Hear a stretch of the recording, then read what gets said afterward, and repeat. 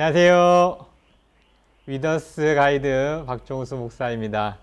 네, 한 주 동안 예배 잘 드리셨나요? 아이들과 함께 정말 가정 예배 안에서 화목한 또 기쁨 또 하나님의 은혜가 넘쳐나는 그런 가정 예배가 되었으면 좋겠습니다. 오늘은 벌써 14주차입니다. 14주차 본문은요. 창세기 45장 5절 말씀입니다. 여기 여러분이 너무나 잘 아시는 말씀인데요. 요셉이 형들을 만나는 장면입니다.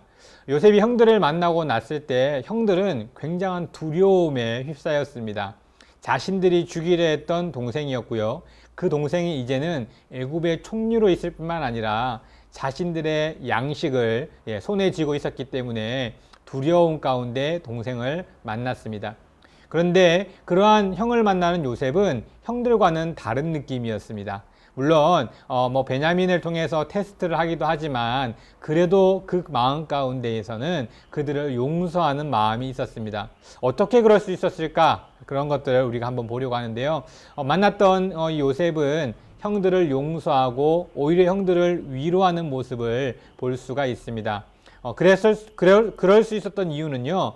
오히려 그 마음 가운데 하나님이 하셨다는 마음을 가지고 계셨기 때문입니다. 자신의 이런 여러 상황들이 누군가에 의해서 벌어진 일이 아니라 하나님께서 요셉을 이끌고 또한 이와 같은 일이 있을 줄 알고 요셉에게 이러한 모습으로 이끄신 가운데 많은 사람들을 살리는 일로 인도하셨다, 쓰인다 이러한 생각을 가지고 있었기 때문에 형들을 보고도 위로할 수 있었던 것입니다. 하나님이 자신을 향한 계획이 있었음을 인정하고 그것을 순순히 받아들일 때 그 모든 것들이 가능했던 것입니다. 이와 같은 요셉을 통해서 우리가 함께 나누어 볼 내용은요. 우리가 누군가를 용서해 본 적이 있는가? 사실 용서는 참 어려운 일 같습니다. 나를 힘들게 했던 사람, 나를 어렵게 했던 사람, 그러한 일들 속에 누군가를 용서한다는 것 굉장히 힘들고 어려운 일인데요. 그럴 수 있는 유일한 방법은 내 힘이나 내 능력이 아니라 내가 얼마나 그 모든 일들 가운데 하나님이 함께 하셨는가, 하나님이 계획하셨는가, 인도하셨는가, 이것을 인정할 때 가능한 일이 아닐까 생각해 보게 됩니다. 또 두 번째는요. 어려운 순간에 하나님의 계획임을 깨달았던 적이 있는가?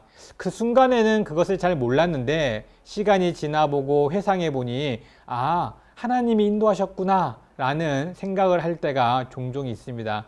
그런 것들을 함께 나누어 본다면 서로에게 힘이 되고 또 자녀들에게는 나중에 그러한 일이 있을 때 우리 부모님도 이러할 때가 있었구나 라는 생각 속에 잘 이겨내지 않을까 생각해 봅니다. 그리고 이러한 모습 가운데 우리가 또 다짐 한마디 함께 해보면 좋지 않을까 생각해 봅니다. 첫 번째 우리 묵상 나눔 예배는 요셉이 형들을 용서했던 것과 용서할 수 있었던 이유에 대해서 함께 나누어 보았습니다.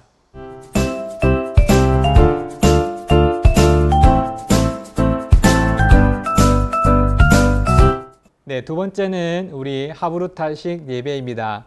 질문을 통해서 서로에 대해 더 알아가는 시간이죠. 하브루타식 예배의 본문은 창세기 50장 25절입니다. 이 내용은 요셉의 유언과도 같은 내용인데요. 이 내용을 통해서 우리가 함께 보려고 합니다. 요셉이 유언을 하면서 자녀들에게 당부한 것이 있습니다. 그 당부한 것이 무엇이냐면 첫 번째로 하나님이 너희들을 돌보실 것이다 라고 말씀하고 있습니다. 사실 지금 이 이스라엘 사람들은 이제 자신이 있어야 할 땅을 벗어나서 애굽 근처 고센 땅이라는 곳에 있는데요. 어떠한 삶을 살게 될지 알 수 없는 상황 속에서 요셉은 하나님이 자신에게 말씀해 주신 즉 자손 대대로 번창할 것을 약속하신 그 약속의 말씀을 믿고 자녀들에게도 돌보심이 있을 것이다 라고 확신하며 이야기하고 있습니다. 또 이와 같은 돌보심에 대한 이야기는 단순히 자신에 대한 믿음이 아니라 하나님이 자신에게 해준 언약을 자손들에게도 전해주는 교육과도 같은 것이었습니다. 자녀들에게 신앙을 물려주고 그 신앙의 유산 가운데 하나님의 말씀, 그 언약을 알려주는 것은 굉장히 중요한 일입니다. 우리도 자녀들에게 하나님의 말씀을 알려주고 또 단순히 그 말씀을 알려주는 것으로 그치는 것이 아니라 내가 그 말씀을 믿고 있다는 확신을 보여줄 필요가 있습니다. 그 확신을 보여주는 것은 단순한 이야기보다는 내 삶에서 보여주는 여러 많은 행동과 삶에 관련된 모습들일 것입니다. 그와 같은 모습으로 함께 나누어가는 그와 같은 일들을 이야기해주고 있습니다.